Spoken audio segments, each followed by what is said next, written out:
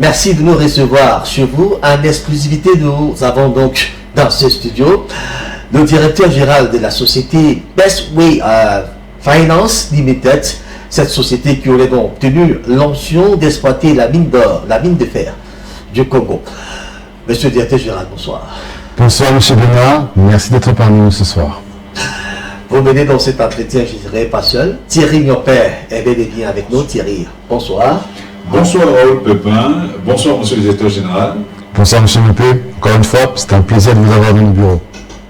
Voilà, merci de nous recevoir chez vous. On a malheureusement transformé votre bureau en un studio de télévision. C'est un plaisir. C'est un plaisir effectivement de discuter avec vous parce que le sujet valait nécessairement la peine. C'est la raison pour laquelle nous sommes venus jusqu'à vous, parce que justement on sait que vous avez signé il y a quelques jours des contrats extrêmement important pour le développement minier à la fois pour le Cameroun et le Congo. Donc on va profiter pour parler justement de ce sujet d'une importance capitale pour les deux pays avec nos confrères. Avant d'entrer dans le volet économique de cet entretien, Monsieur le directeur général, pouvez-vous nous présenter en quelques lignes le projet dans sa globalité? Avec grand plaisir. Ce projet trouve sa source au sein de la République du Congo. Le 30 novembre 2020, Best Way Finance Limited, par l'intermédiaire de sa filiale congolaise, Sanga Mining Development, se voit attribuer par la République du Congo 3 permis d'exploitation d'une durée de 25 ans. Les permis dits Avima, Badondo et Nabeba. 3 mois et demi seulement après, le 13 mars 2021, la société bénéficie, toujours par l'intermédiaire de sa filiale, de 3 conventions minières d'exploitation, elles aussi pour une durée d'un quart de siècle, lui octroyant de nombreux avantages fiscalo-douaniers, mais surtout le droit d'exporter le minerai de la République du Congo, initialement par la République du Cameroun. Je dis initialement car il est prévu dans un second temps qu'une dorsale ferroviaire soit bâtie au Congo, reliant le département de la Sanga, où se situent les 3 gisements en question, au département du Kwilu, où se situe le port autonome de Pointe-Noire. En mai 2021, nous nous rendons donc au Cameroun, accompagnés, et cela a été notre insigne d'honneur, du ministre d'État, ministre des Mines et de la Géologie, Pierre Oba, de la République du Congo, qui vient soutenir notre humble requête de droit de passage par l'intermédiaire du Cameroun. Quel n'a pas été notre immense bonheur que de voir l'accueil chaleureux qui nous a été réservé en République du Cameroun, et notamment l'appui qui nous a été offert par son Excellence, Monsieur le Président de la République du Cameroun, chef de l'État, Paul Biya, qui, par ses très hautes instructions, nous octroie le 25 juin 2021 dernier le droit de signer avec la République du Cameroun et notre partenaire Ossaino un MOU ouvrant la voie vers la possible construction et exploitation d'un chemin de fer et d'un terminal minéralier en République du Cameroun. Après cela, nous commençons aussitôt le travail sur le terrain, travail que nous avions en réalité commencé depuis, bien entendu, l'obtention des 3 permis d'exploitation. Un comité technique fort de 10 administrations, constitué notamment du MINT, notre ministère de tutelle, dont le ministre, son Excellence Galé Bibé, ministre des Transports, a été d'un soutien inébranlable tout le long de notre effort administratif, mais aussi constitué du MINEFOF, du MINEFI, du MINDEV, du MINPAT, du MINTP, du CARPA, du PAC et aussi du MIDMIT, nous accompagnent et ensemble, nous bâtissons ce travail administratif requis pour en arriver aux accords contraignants du 25 février dernier. En novembre 2021, nous obtenons la validation des études de faisabilité que nous avons effectuées. Le 27 décembre 2021, nous bénéficions, par la main de son Excellence, Monsieur le Ministre des Finances, Paul-Louis Motazé, de l'octroi de la soutenabilité budgétaire. Le 4 janvier 2022, nous bénéficions de l'avis d'éligibilité signé par le président du CARPA après validation du conseil d'administration de la même entité. Et en février de cette même année, nous bénéficions une nouvelle fois des très hautes instructions de son Excellence, Monsieur le Président de la République, chef de l'État, qui autorise la signature de 2 contrats BOT, l'un pour la construction du chemin de fer long de 510 km, et l'autre pour la construction d'un terminal minéralier d'une capacité annuelle de plus de 100 millions de tonnes. Et c'est donc ces deux contrats que nous avons eu l'insigne honneur, je le répète, de signer le vendredi 25 février dernier. Alors, à vous écouter, l'épopée aura été belle, l'aventure moins périlleuse. À croire que tout commence par le Congo. Mais pourquoi avoir choisi le Congo? Parlez-nous de l'aventure congolaise. Avec plaisir. Vous savez, les gisements que nous apprêtons à exploiter, les gisements d'Avima, Balondo et Nabeba, se trouvent au sein d'un craton, le craton du Kasai-Congo. C'est une déformation géologique qui regroupe de nombreux gisements extrêmement riches en fer. Par riche en fer, on entend avec une teneur largement supérieure à la moyenne que l'on retrouve sur Terre. Il faut savoir que, par exemple, le gisement de Nabeba dispose de minerais dont la teneur en fer est supérieure à 60%. C'est ce qui en fait des minerais DSO. Ils sont même supérieurs à 62% dans le cas d'espèces. Et les minerais issus d'Avima et Badondo, eux aussi, disposent d'une teneur particulièrement élevée. Mais en réalité, il n'y a pas que le Congo qui dispose de ces richesses. Si nous avons une capacité de production annuelle avec ces 3 gisements de 100 millions de tonnes par an, il existe d'autres gisements de classe mondiale appartenant aux pays environnants. Par exemple, au sein de la République du Cameroun, nous avons les très célèbres gisements de Mbalam et de Nkout qui sont eux-mêmes des gisements de classe mondiale. Il faut savoir que Mbalam, par exemple, a une capacité de production de 15 millions de tonnes par an DSO. Du côté du Gabon, nous retrouvons aussi des gisements d'envergure, notamment le gisement de Belinga, qui est un gisement qui, tout comme les gisements de Mbalam et Nabeba, se trouve à cheval entre deux pays, et dans le cas d'espèce entre le Gabon et le Congo, et offre une capacité globale de près de 100 millions de tonnes par an. C'est dire s'il s'agissait de choisir un pays parmi ces 3-ci, offrant le volume de production requis pour viabiliser l'effort infrastructurel nécessaire pour l'exportation des minerais en question. Or, l'un des avantages avec la République du Congo, c'est qu'effectivement, en réunissant ces 3 permis au sein d'une même nation, nous avions ce volume, ces 100 millions de tonnes par an, qui permettait derrière d'avoir un investissement rentable, donc avec un taux de rendement sur l'investissement, un TRI, supérieur au coût moyen pondéré des capitaux requis par les investisseurs pour ce type de projet. Et Dieu soit loué, dans son immense sagesse, le président de la République, son Excellence Denis Sassou Nguesso, chef de l'État de la République du Congo, a perçu le potentiel de ce projet et a autorisé non seulement à ce qu'une société se voit attribuer ces 3 permis, mais aussi à ce que dans un premier temps, l'exportation se fasse par le Cameroun. Je rappelle qu'après cela, il est prévu de bâtir une dorsale ferroviaire par la République du Congo. L'idée étant de permettre d'accélérer la mise en exploitation des minerais congolais par le passage initial par la République du Cameroun. C'est donc pour cette raison que l'on a commencé par le Cameroun, et c'est aussi pour cette raison qu'on a choisi de faire l'exportation par le Cameroun. Pour rappel, la longueur totale du chemin de fer en passant par le Cameroun est sensiblement supérieure à 600 km, alors qu'en passant par une dorsale ferroviaire congolaise, on parle de 1300 km pour arriver à Pointe-Noire. Et bien entendu, ce sera fait par la suite, tandis que d'autres gisements miniers seront viabilisés le long de cette dorsale ferroviaire pour en faciliter la construction sans que ne soit nécessaire la participation de l'État, comme c'est le cas à l'heure actuelle pour les 3 mines et pour le projet intégré que nous développons. Car je tiens à le rappeler, sur les 5400 milliards de francs CFA requis pour la construction de ce terminal minéralier, de ce chemin de fer et de ces 3 mines, l'investissement global demandé auprès des États congolais et camerounais s'élève à 0 francs CFA. Aucune participation n'est demandée à l'État, même en ce qui concerne l'indemnisation des populations pour la libération de l'emprise.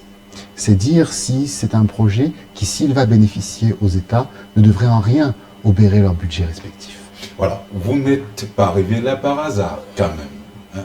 Pour obtenir ces 3 permis minéraliers, Avima, Badondo et Nabeba, vous avez certainement travaillé dur. Parce que justement, avant Sangha Mining Development, il y a eu d'autres partenaires au projet, notamment côté camerounais ou côté congolais. Il y a eu Sondez, je crois, côté Congo, et Avima, côté Cameroun.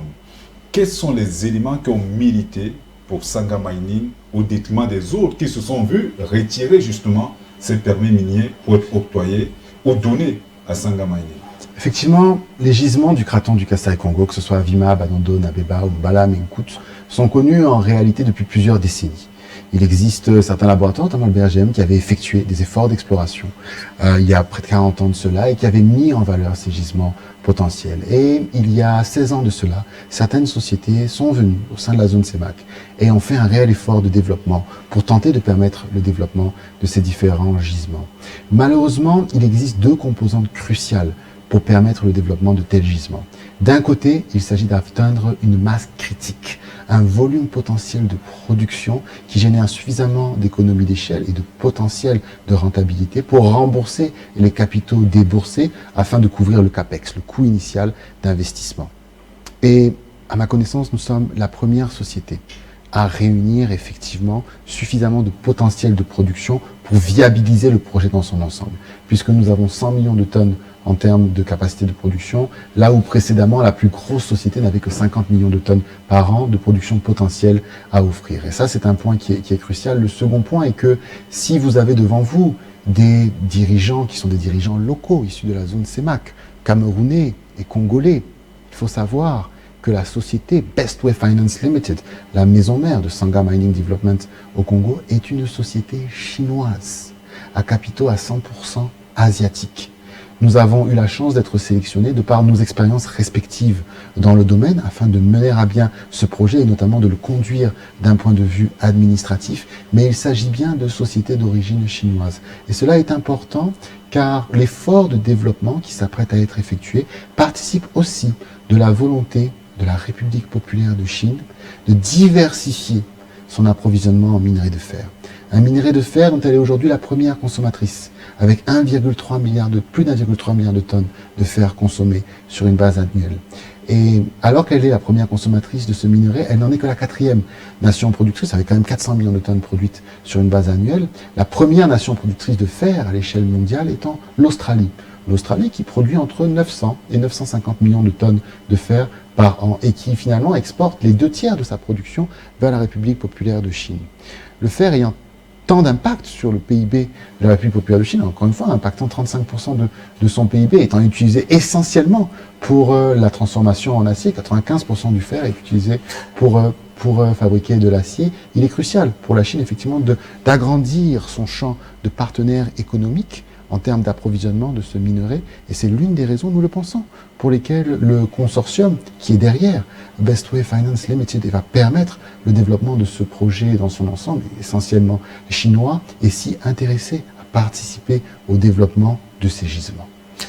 Alexandre Mbiam, nous parlons tout de même d'un projet qui va mobiliser 10 milliards de dollars américains, soit 5 500 milliards de francs CFA.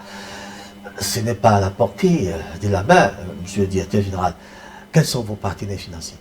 Alors, l'ensemble de ce projet est bâti sur une structuration économique reposant sur la volonté des membres du consortium de pouvoir effectivement mettre en valeur ces différents gisements. Et la clé de voûte de cette structuration se trouve être les off-takers du projet, Tsingshan Steel, les premiers producteurs de stainless steel de la planète, et Baowu, la première aciérie de la planète, qui a produit plus de 95 millions de tonnes d'acier en 2019 et excédant largement la centaine de millions de tonnes d'acier en 2021. Ces deux off-takers qui vont faire l'acquisition du minerai issu des mines d'Avima et Badondo pendant les 10 premières années de l'exploitation des gisements en question. Et c'est derrière eux que les EPC contractors ont la sécurité requise pour venir faire l'investissement et l'effort de construction puis d'exploitation. Et par EPC contractor, j'entends bien entendu MCC, Metallurgical Corporation of China, qui se trouve être la première entreprise constructrice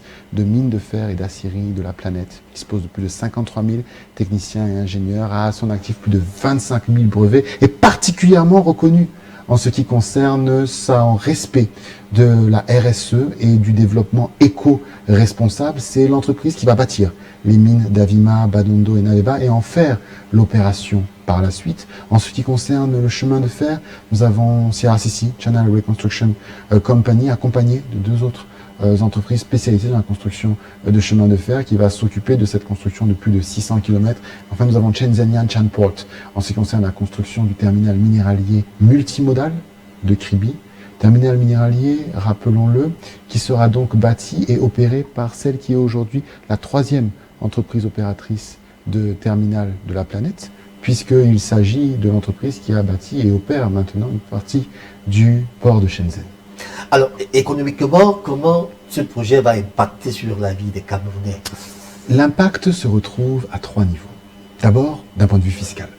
Il faut savoir que du côté de la République du Cameroun, c'est un package global de 25 milliards de dollars qui est prévu, 21 milliards de dollars en termes de retombées fiscales pour le chemin de fer et 4 milliards en ce qui concerne le terminal minéralier. C'est un package sensiblement équivalent qui est prévu du côté de la République du Congo. République du Congo qui va aussi bénéficier d'une forte génération d'emplois, puisque rappelons-le, il y a plus de 20 000 emplois qui sont prévus comme devant être générés par ce projet dans son ensemble. Au niveau de la phase d'exploitation même, on retrouvera 700 emplois de longue durée pour chacune des 3 mines bâties du côté de la République du Congo. Et effectivement, le Cameroun, de son côté, bénéficiera aussi d'une bonne partie des emplois générés de par la présence du chemin de fer. 80% se trouve au sein de la République du Cameroun, de par la présence du terminal minéralier.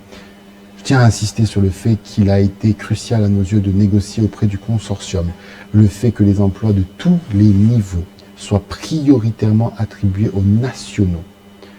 Cela signifie qu'il n'existera pas d'emploi au niveau du chemin de fer, du terminal minéralier ou des différentes mines dont ne bénéficiera pas un national. Dans de nombreux cas, il y aura des doublements, c'est-à-dire que d'un côté, nous aurons par exemple un ressortissant de la République populaire de Chine et un ressortissant de la République du Congo ou du Cameroun qui occupera un emploi avec une transition vers le national durant la première décennie. C'était un point qui était absolument crucial à nos yeux. Toujours dans cette logique de génération d'emplois et de renforcement économique de talents et de champions nationaux, il y aura jusqu'à 30% des contrats réalisés qui seront attribués à des entreprises locales. Et par local, nous entendons des entreprises dont plus de 50% de l'actionnariat appartient à des bénéficiaires économiques nationaux. Maintenant, ce qui concerne le troisième point, comme on a eu l'opportunité de le dire, il s'agit là avant tout d'un projet infrastructurel, puisque l'essentiel de l'investissement est infrastructurel. Nous sommes heureux de pouvoir souligner le fait que le chemin de fer tel que prévu à l'heure actuelle traverse du côté du Cameroun directement 10 gisements miniers d'envergure et se trouve à moins de 50 km de 20 gisements additionnels. C'est dire si cela offre la possibilité de développer de nombreux autres gisements du côté de la République du Cameroun. Donc effectivement, l'impact pour les pays se trouve à la fois d'un point de vue fiscal, d'un point de vue de l'emploi et enfin en ce qui concerne le potentiel de développement de l'industrie minière. Alors quand on écoute, on se rend effectivement compte que ce projet a un tracé bien déterminé. C'est vrai qu'on parle de 540 km de voies ferrées double voie côté Cameroun, mais on n'entend pas beaucoup parler de l'investissement qui sera fait au niveau du Congo. Effectivement, cela va générer des retombées fiscales, vous l'avez souligné tout à l'heure. Mais concrètement, qu'est-ce que les Congolais gagnent? Parce que c'est quand même du sous-sol, on parle quand même du sous-sol congolais. Et non, absolument. Le Cameroun, on avait obtenu que le droit de passage. Absolument. Qu'est-ce que les Congolais, eux, gagnent dans cette affaire? Alors, dire de manière triviale. Bien entendu. Je tiens à insister sur le fait qu'il s'agit là d'un partenariat gagnant-gagnant. Un partenariat gagnant-gagnant entre le partenaire public et le partenaire privé, mais aussi entre les deux États. Et je pense qu'on peut mettre cela en valeur très rapidement. Déjà, d'un point de vue infrastructurel, il y a quand même plus de 100 km de chemins de fer qui sont bâtis initialement du côté de la République du Congo. Et j'insiste sur le terme initialement, puisqu'il est ensuite prévu que soit bâtie du côté du Congo une dorsale ferroviaire de plus de 1300 km, permettant la mise en exploitation. De ce qui sera construit. Plus du double même de ce qui sera construit effectivement du côté de la République du Cameroun, permettant la mise en exploitation non seulement de gisements additionnels du côté de la Sangha, mais encore de gisements tout le long de la dorsale ferroviaire qui sera bâtie et qui reliera la Sangha au Kwilu et qui permettra donc du côté de la République du Congo l'exploitation de gisements notamment de cuivre, de nickel, de cobalt, de manganèse et de fer, puisqu'il faut le savoir, le pays est extrêmement riche en ressources minières. Et en définitive, de ce fait, cela permettra une réelle explosion économique de par l'impact de l'industrie minière du côté de la République du Congo. Alors, on parle de l'industrie minière justement du côté du Congo. Quand on parle du fer, on fait allusion notamment à la métallurgie, on parle de construction. La Chine qui investit autant d'argent au Cameroun et au Congo gagne quoi c'est de la philanthropie ou du bénévolat ou cette volonté simplement d'accompagner ces deux États qui, du moins, accompagnent ce projet qui se veut d'ailleurs le plus intégrateur possible en Afrique centrale. Absolument. Il s'agit vraiment d'un partenariat gagnant-gagnant. D'abord, c'est vrai qu'un tel projet ne peut que renforcer les relations de fraternité entre la République populaire de Chine, la République du Cameroun et la République du Congo. C'est un fait certain.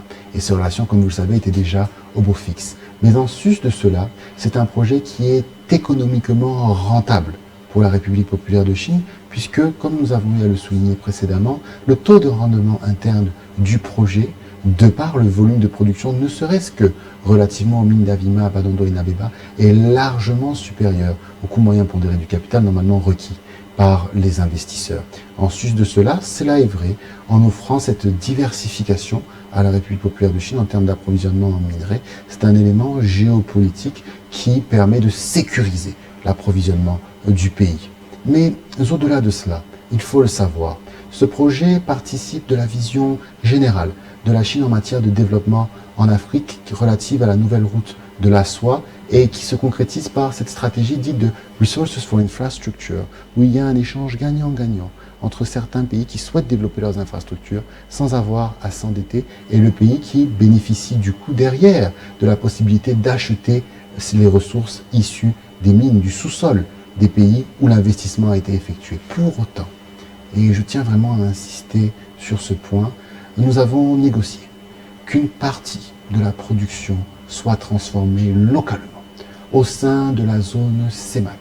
Et nous sommes heureux de pouvoir confirmer qu'au minimum 3 millions de tonnes de fer seront transformées à terme sur une base annuelle en acier ici au sein de la zone CEMAC, ce qui représentera près de 2 millions de tonnes d'acier produites dans le cadre du développement de ces différentes ressources. Alors rappelons très rapidement que la demande, par exemple, d'un pays comme le Cameroun se situe à de l'ordre de 1 million de tonnes d'acier. C'est dire si le Congo et le Cameroun pourront devenir des pays nets exportateurs d'acier à travers la sous-région et même, pourquoi pas, vers l'Afrique de l'Ouest.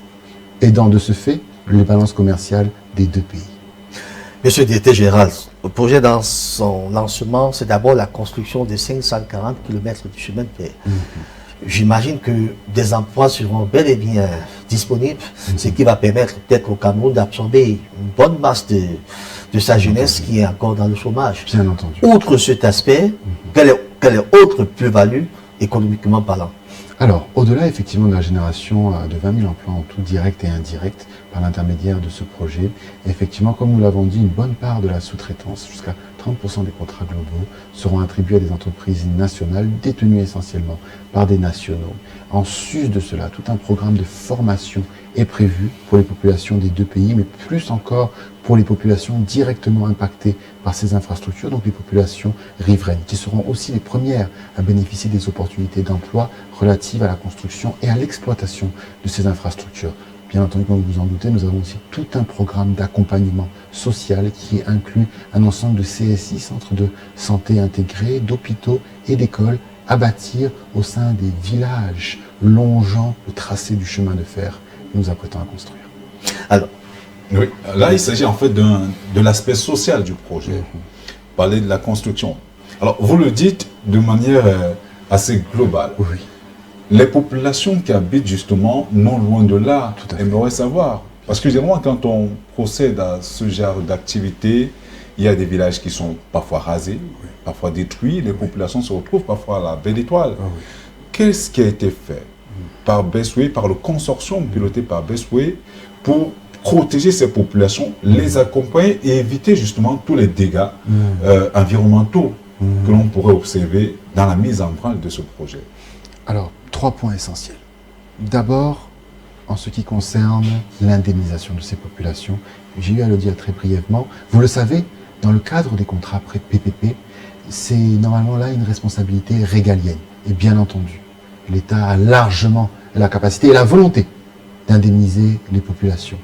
Nous avons simplement pensé humblement que dans le cadre du développement rapide de ce projet, il s'agissait de mettre en place un mécanisme facilitant l'implication budgétaire de l'État. Tant entendu que vous ne pouvez vous présenter devant un État et d'un seul coup leur imposer une charge budgétaire non anticipée pour l'année ou même les 2 années à venir. Donc pour éviter tout ralentissement en ce qui concerne le début de la construction effective des infrastructures, qu'elles soient ferroviaires, portuaires ou minières relatives à ce projet, nous avons mis en place un budget spécifiquement dédié à l'indemnisation des populations. Et nous sommes donc heureux de pouvoir confirmer que c'est bien ici le partenaire privé qui va s'occuper de l'indemnisation intégrale des populations, bien entendu, en partenariat et par l'intermédiaire des autorités administratives responsables de cette indemnisation, dont j'entends par là, bien entendu, les chefs de village, le chef de terre qui est le sous-préfet, bien entendu le préfet aussi, les maires et les gouverneurs. C'est par leur intermédiaire que nous allons nous assurer de l'indemnisation complète des populations. Et les travaux dans chaque zone ne débuteront qu'après que cette indemnisation ait intégralement été effectuée avec des facilitations, notamment en matière de relocation. Mais pour autant, je tiens aussi à rassurer quant au fait que le tracé du chemin de fer a été prévu de manière à éviter autant que faire se peut les zones peuplées. Nous avons cette chance que le sud du Cameroun a finalement une densité de population relativement raisonnable.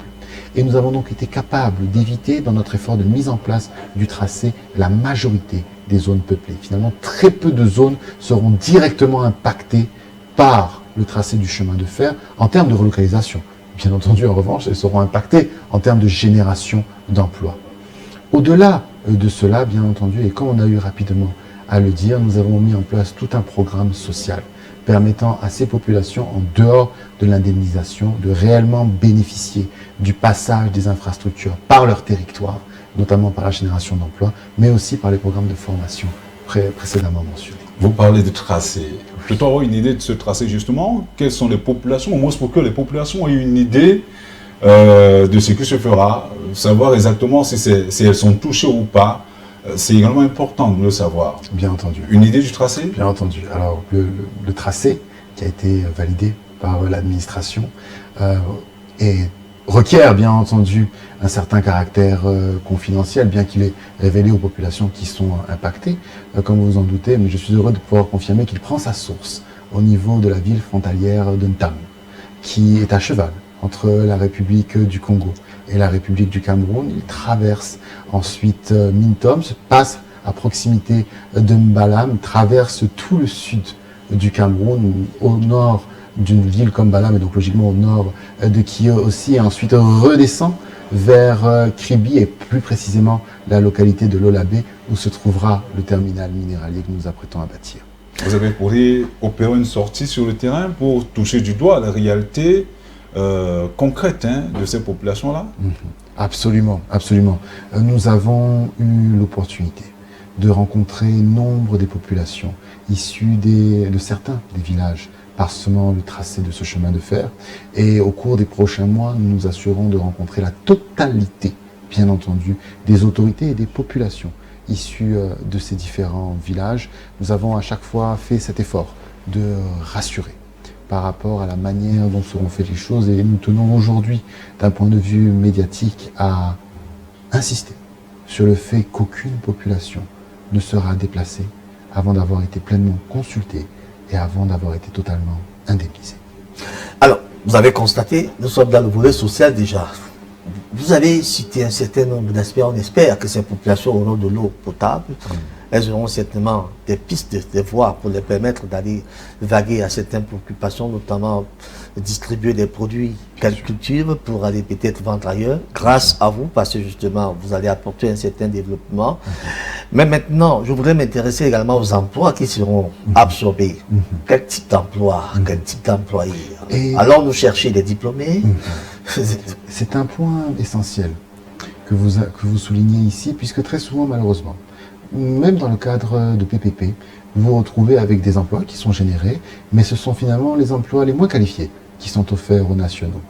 Dans le cas d'espèces, c'est la totalité de la chaîne hiérarchique qui est concernée par l'effort de nationalisation des emplois. Et cela signifie que même dans les postes les plus élevés de direction, on retrouvera initialement une redondance dans les emplois, puisque nous aurons d'un côté, par exemple, un ressortissant de la République populaire de Chine, de l'autre, un national, qu'il soit camerounais ou congolais, dépendamment du lieu où nous nous situons, avec une transition qui se fera au cours de la décennie vers le national. L'idée est, autant que faire se peut, de privilégier l'emploi national. Et ce ne sont pas simplement de beaux objectifs que je vous cite ici.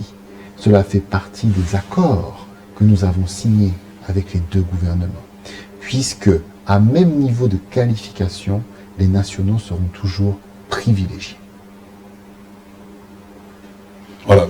Vu que vous y êtes déjà, il est clair que vous avez abordé cet aspect qui tenait pratiquement qui me tenait à cœur. Parce que quand on parle quand même d'indemnisation, quand on parle de ce type de projet, on touche directement de manière ou d'une autre les populations qui veulent savoir exactement de quoi ça retourne, qu'est-ce qu'elles gagnent, tout cela. Parce que l'expérience chinoise démontre effectivement que, même au niveau de la construction des routes, qu'ils viennent avec tous leurs cadres, qui occupent généralement tous les grands postes, et les populations riveraines se retrouvent à être des manœuvres. Nous voilà rassurés effectivement, et les populations avec. Maintenant, pour parler justement de l'autre aspect qui semble ne pas toujours être abordé dans le cadre de ces différents contrats ou de ces différents accords de partenariat, c'est la concession que vous venez de signer avec le port autonome de Kribi. Dites-nous-en quelque chose. Bien entendu. Alors vous avez remarqué que dans le cadre effectivement du terminal minéralier multimodal du port autonome de Kribi, nous nous situons dans le cadre d'une concession portuaire réglementée et non pas dans le cadre d'un PPP classique. Effectivement, le port autonome, comme l'indique son nom, dispose d'une très importante charge d'autonomie qui l'autorise à signer des concessions sous l'autorisation, bien entendu, sous les très hautes autorisations de la présidence de la République. Je tiens à souligner, à ce niveau, que nous avons été extrêmement touchés par l'accompagnement sans faille dont nous avons bénéficié du côté du port autonome de Kribi, qui a négocié une concession réglementée qui est tout à fait à la faveur de l'État du Cameroun, comme c'est leur rôle, mais en même temps, s'est révélé être un réel soutien, tandis que nous menions à bien nos efforts de négociation pour permettre que puisse voir le jour. Et donc la différence essentielle entre les concessions réglementées offertes par le port autonome de Kribi et le cadre traditionnel des PPP se situe avant toute chose du point de vue de la fiscalité. Voyez-vous, en ce qui concerne les PPP, nous sommes soumis à la fiscalité datant de 2008, qui est une loi qui a été spécifiquement mise en place pour favoriser les PPP, qui malheureusement est un peu moins attractive fiscalement et douanièrement parlant que la loi par exemple d'avril 2013, qui comme vous le savez est une autre loi d'incitation à l'investissement. Du côté effectivement du port autonome de Kribi, nous avions la possibilité de bénéficier de cette loi de 2013, de ces différents avantages fiscaux et douaniers qu'elle nous offrait. Pour autant, étant donné que son Excellence Monsieur le Ministre des Finances avait statué sur notre projet dans le cadre du respect de la loi de 2008, que ce soit pour le terminal minéralier ou pour le chemin de fer, nous avons fait le choix de continuer à nous soumettre à cette loi de 2008, ce qui explique pourquoi le package fiscal dont va bénéficier la République du Cameroun le long des 50 ans relativement à cette concession portuaire et à ce contrat PPP de chemin de fer est aussi important. Alors, nous avons été suffisamment édifiés forcément sur ce transfert de chemin de fer. Nous allons aborder un autre aspect qui semble être l'aspect administratif de la chose. Oui. Très souvent, d'emblée de jeu, vous avez remercié le chef d'État Paul Biya et le président Denis Sassou Nguesso pour leur implication, je voudrais dire personnelle, dans la réalisation de ce projet. Je voudrais dire dans la matérialisation de ce projet, parce qu'il sera uniquement réalisé lorsqu'on posera la première pierre. Alors maintenant, est-ce qu'on peut nous dire de façon concrète des tas d'implications, le niveau d'implication de chaque gouvernement? Avec plaisir. Et comme propos liminaire, j'aimerais dire que nous ne sommes au final que d'humbles courroies de transmission. Nous n'avons qu'aidé au lien entre les deux États frères que sont la République du Congo et la République du Cameroun, qui ensemble ont choisi de se lever et de former un complexe de développement permettant enfin la mise en exploitation des gisements du Craton du Kasaï-Congo. Le projet aujourd'hui porté par Bestoué n'est que le fruit de la vision, du leadership de son Excellence, Monsieur le Président de la République, Paul Biya, et de son frère et homologue, son Excellence, Monsieur le Président de la République du Congo, Denis Sassou Nguesso. Et cela s'est matérialisé sur le terrain par un soutien brave et inébranlable de son Excellence, Monsieur le Ministre d'État Pierre Oba, qui est notre ministre de tutelle du côté de la République du Congo, et de son Excellence, Monsieur le Ministre des Transports, Monsieur Ernest Gallet Bibéé, qui, comme vous le savez, est notre tutelle côté République du Cameroun. C'est ce soutien-là qui nous a permis de réaliser d'un point de vue administratif ce qui est finalement assez rare, puisqu'en 1 an et 3 mois, nous avons enchaîné 3 permis d'exploitation, 3 conventions minières, un accord de principe et depuis le 25 février dernier, 2 accords contraignants. Nous octroyons pendant 50 ans le droit de construire puis de bâtir ces fameuses infrastructures qui permettent le développement des gisements du Craton du Kasaï-Congo. 25 millions de dollars américains, soit plus de 14 000 milliards de francs CFA en 25-50 ans d'exploitation. On a comme l'impression que cela donnerait du tournis. Et puis, il y a une certaine opinion qui a laissé croire que, en réalité, vous êtes très jeune pour porter ce type de projet et que vous n'êtes que la face visible d'un immense iceberg constitué des barons des différentes républiques. Que répondez-vous à ces personnes qui arguent ou qui soulignent de pareilles informations? C'est vrai. Nous ne sommes que la face visible. Nous sommes que la face visible de ce consortium qui a pris la décision, effectivement, de mettre en exploitation ces 3 gisements et potentiellement d'autres demain. Nous ne sommes que la face visible de ces États qui, ensemble, ont décidé de s'allier, de s'unir pour qu'enfin des gisements connus depuis près de 40 ans puissent bénéficier à leur population. Nous ne sommes que la face visible de cette jeunesse qui ne demande qu'à servir son pays, qui, pour une bonne part, a compris qu'il ne s'agit pas de se demander ce que notre pays peut faire pour nous, bien que dans le cas d'espèce, le pays ait fait énormément pour nous, puisque nous sommes le fruit des autorisations qui nous ont été octroyées, mais qui se demande ce qu'elle peut faire pour ce pays, pour ces pays. En cela, c'est vrai, nous sommes une face visible d'un immense iceberg. Alors, en moins d'1 an et demi, il faut le dire, vous avez réussi à obtenir 3 permis miniers, Avima, Badondo et Nabeba. En moins d'1 an et demi, vous avez pu obtenir le droit de passage. En 1 an et demi, vous avez pu obtenir tous les accords contraignants et même des contrats de concession. En réalité, on se demande comment vous avez pu faire pour réaliser un travail aussi formidable en un temps record. Et il se dit même d'ailleurs au Cameroun que c'est l'un des projets qui a connu qui est allé à une vitesse extrêmement exponentielle.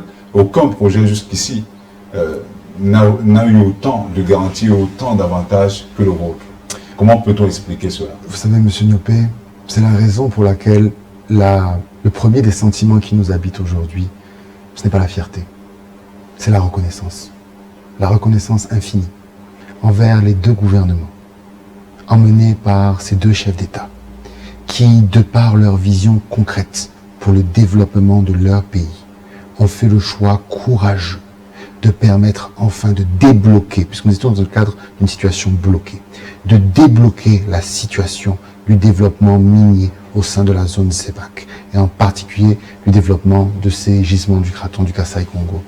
Et pour répondre au cœur de la question, à savoir comment avons-nous fait, je pense qu'au-delà de cette vision-là, notre succès résulte simplement de la solidité, de la structuration qui a été proposée et qui a été, si vous me permettez le terme, scrutée, auditée, déshabillée par plus d'une trentaine d'administrations lorsque l'on unit d'un côté les administrations ayant procédé à leur examen du côté de la République du Congo et celles ayant effectué leur due diligence du côté de la République du Cameroun.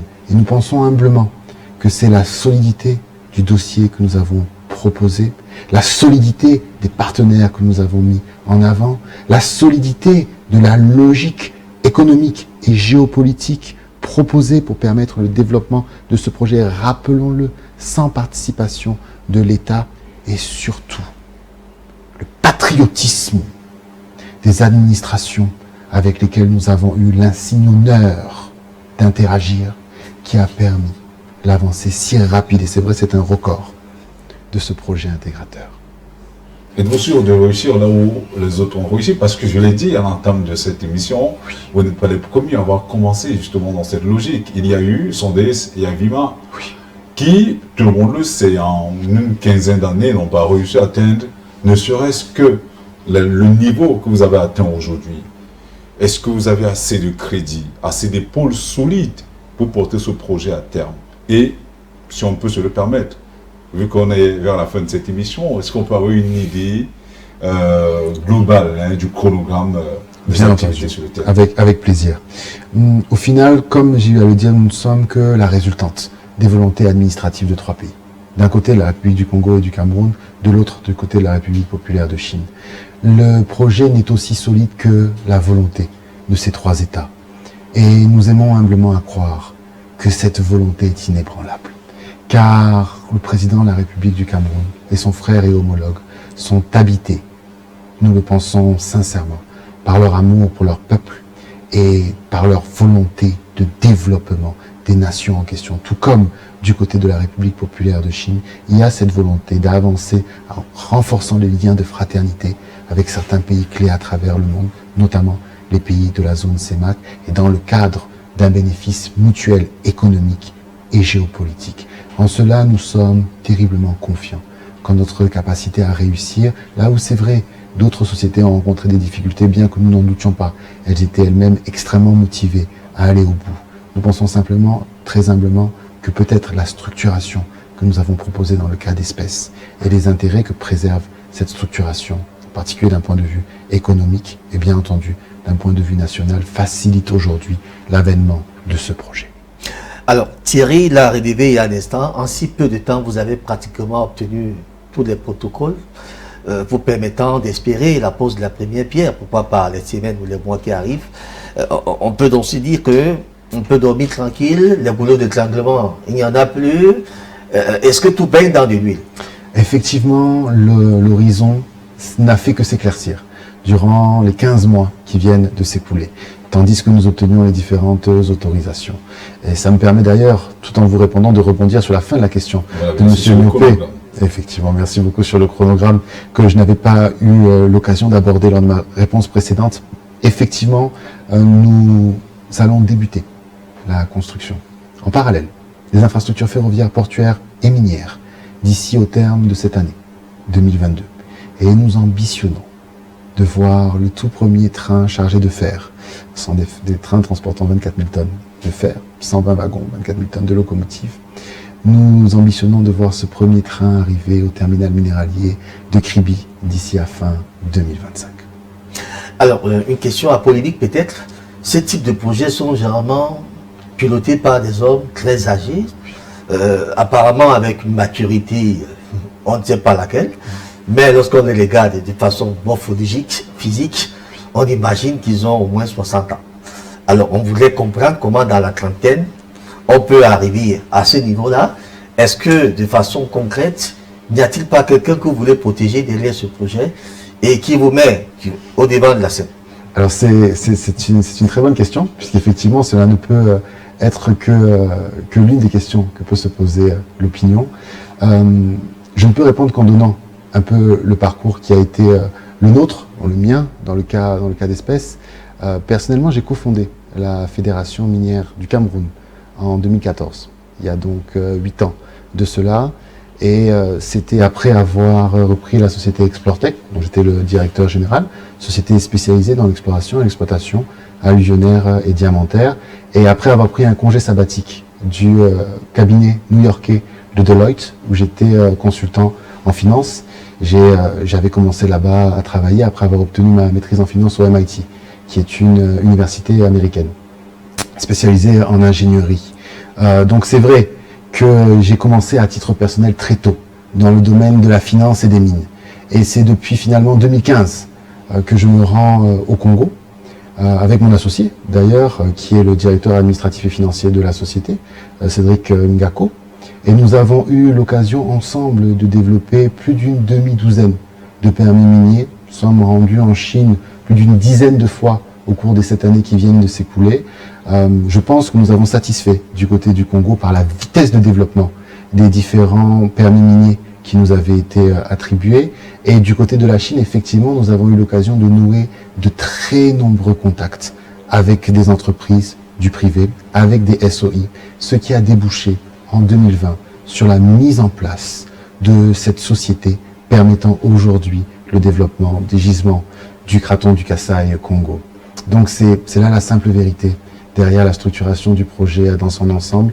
Et j'ose croire que c'est parce que justement depuis près d'une décennie, nous sommes plongés dans ce domaine minier et nous avons su humblement satisfaire celles et ceux avec lesquels nous avons travaillé, que ce soit du côté de la République populaire de Chine que du côté de la zone CEMAC, qui nous a été donné l'opportunité d'être aujourd'hui les dirigeants d'un projet comme celui-ci. À vous écouter, Aux Ambienés, oui. la valeur n'attend point. Le nombre d'années, on a tout l'habitude. Oui, Thierry. Alors, à vous écouter, il est clair que vous avez le pedigree nécessaire pour porter à bout de bras ce projet. C'est gigantesque ce projet, je puis dire. Mais est-ce qu'on peut autant dire de toute la jeune équipe? Parce que nous avons fait le tour de vos différentes installations. On se rend compte qu'il n'y a pas plus de la trentaine dans vos différentes équipes. On a peut-être vu quelques personnes avec des cheveux blancs, mais qui représentent l'infime partie justement de vos équipes.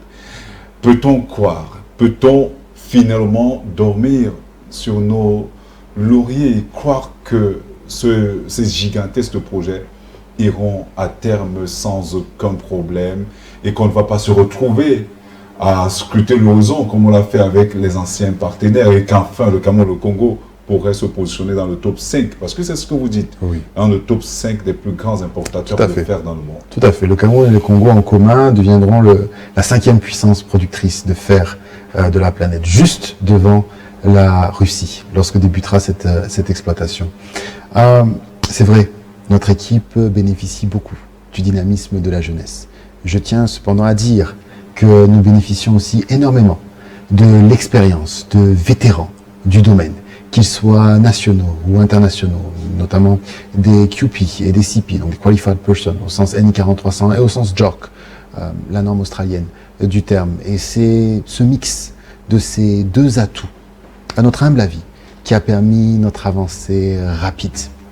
Mais au-delà de cela, nous avons fait le choix, afin d'apporter toutes les assurances et toutes les garanties aux deux États qui aujourd'hui font le choix de croire en ce projet et en cette proposition que nous effectuons de faire certifier l'ensemble des études que nous avons réalisées par le cabinet KPMG. C'était pas un requis, c'était pas un prérequis de la signature des contrats, que ce soit le contrat PPP ou le contrat de concession, mais nous avons tenu à l'effectuer afin de rassurer autant que faire se peut quant à la qualité du projet proposé. Et c'est pour cela, M. Nyope et M. Bénard, il n'existe pas de certitude absolue sur cette terre. Et si je disais le contraire, je pourrais être accusé d'être un menteur. Mais nous pensons humblement que c'est aujourd'hui la meilleure chance qui ait été donnée à ces projets d'effectivement voir le jour et de bénéficier à celles et ceux qui le méritent le plus, à savoir les populations de la République du Congo et du Cameroun, qui, comme vous l'aurez compris, je l'espère, tout le long de cet entretien, seront les premiers bénéficiaires de cet immense projet intégrateur sous-régional. Voilà, monsieur, le temps imparti à cet entretien est malheureusement arrivé à son terme parce qu'on ne l'a pas vu. Avec vous, on ne s'est pas ennuyé durant tout cet entretien-là. Je vous remercie d'avoir ouvert vos installations et vos bureaux pour nous permettre de comprendre et amener également nos différents téléspectateurs, de savoir exactement de quoi ça retourne, parce qu'il y a 1001 questions que l'on se posait encore jusqu'ici. Je remercie également Monsieur Raoul Pépin Bénan, avec qui j'ai mené cette interview. C'était un immense plaisir. Tout le plaisir était nôtre. Je tiens à insister, merci de vous être déplacé jusqu'à nos bureaux. Nous espérons vous revoir très bientôt à l'occasion de la pose de la première pierre. À bientôt. À très bientôt. Voilà, merci. Merci également à vous, madame, monsieur. C'est ici que nous mettons un terme à cet entretien. Et nous espérons effectivement que tous les différents aspects ont été abordés et que maintenant, je crois, le pan de voile a été finalement levé.